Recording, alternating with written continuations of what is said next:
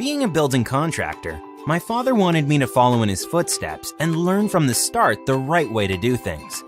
And the most important things he taught me were how to read the measuring tape and how to lay out the correct spacing so that the building materials can line up perfectly every time.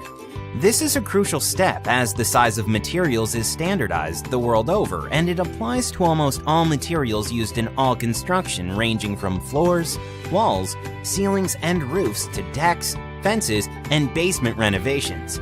As the process is repetitive, it got me thinking that there could be a better and more efficient way of marking for a smoother construction process. And the answer I came up with was the TicWheel. The TicWheel can be easily rolled along the building material where it leaves marks at regular intervals so that the person can align the building materials perfectly every time.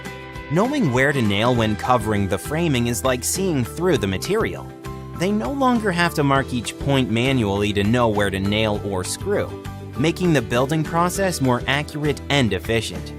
Whether you're an experienced carpenter, a general handyman, or brand new to doing it yourself, you can now be certain that every time you start laying out for the framing of a floor or a wall section, or where to nail your roof trusses or rafters even when renovating a basement, everything is going to line up perfectly every time, and you will always know exactly where to nail.